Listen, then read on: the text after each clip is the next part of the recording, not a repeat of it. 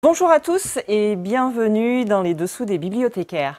Je vais vous parler aujourd'hui aussi de la rentrée littéraire, mais plutôt du côté des auteurs étrangers. Je me suis attaquée à de très gros volumes, donc je vais vous en présenter seulement 2 aujourd'hui.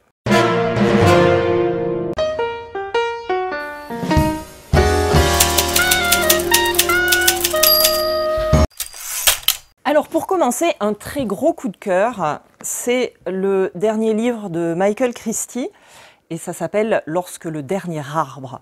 Alors c'est un gros coup de cœur parce que c'est un livre qui m'a beaucoup touchée et qui, en plus de ça, est vraiment passionnant. « Lorsque le dernier arbre », c'est en fait une saga familiale, mais pas que, puisque ça va nous parler de l'humanité dans son entier. On commence le roman un petit peu dans le futur. L'humanité est en très grand danger puisque une sorte de catastrophe naturelle a commencé à faire dépérir toutes les forêts du monde, à part dans quelques très rares endroits qui du coup ont été érigés en sorte de sanctuaires, puisqu'on se rend très très vite compte que sans la forêt, l'humanité n'est plus grand-chose.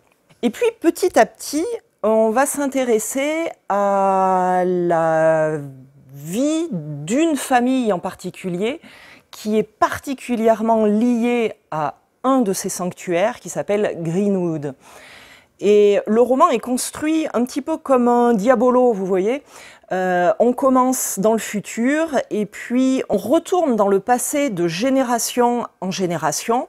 On recule comme ça avec certains personnages clés.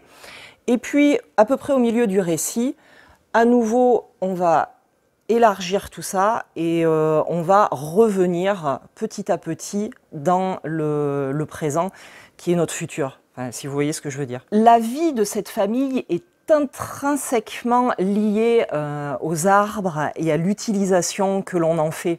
On va passer un petit peu tout en revue, de l'utilisation vraiment en tant que bois de chauffage, puis en tant que matériau pour fabriquer des meubles, et puis ensuite pour fabriquer un extraordinaire instrument de musique.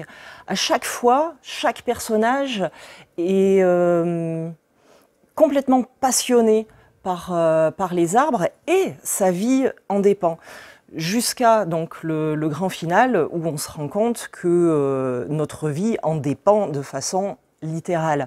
J'ai vraiment beaucoup aimé ce roman parce qu'il nous apporte aussi du grain à moudre par rapport à notre relation avec la nature et à la façon dont on devrait tous se préoccuper de la préserver un petit peu, puisque c'est aussi une façon de nous préserver, nous. Deuxième roman de cette rentrée littéraire, c'est un roman argentin de Mariana Enriquez qui s'appelle « Notre part de nuit ». Alors, je vous le montre comme ça, mais je peux vous le montrer comme ça aussi. Je dois vous avouer que je ne suis pas encore arrivée au bout. Le début est vraiment extrêmement intriguant. Et malgré l'épaisseur du livre, on a vraiment envie de progresser dans le récit. Alors si vous voulez avoir envie de commencer ce roman, je vous assure qu'on tombe dedans et on se demande un petit peu où on met les pieds. On va suivre le périple d'un homme qui se promène avec son fils. Alors il ne se promène pas vraiment, on se rend compte très rapidement qu'il y a une sorte de malaise, qu'ils sont en train de fuir quelque chose, de se cacher de quelque chose peut-être un peu occulte. On n'a pas vraiment une grande idée au départ du roman. Alors, on pense à La Route de Cormac McCarthy, mais on pense aussi à The Shining de Stephen King, puisque dès le début du roman, on voit que le père possède un pouvoir, celui de voir et d'invoquer les esprits.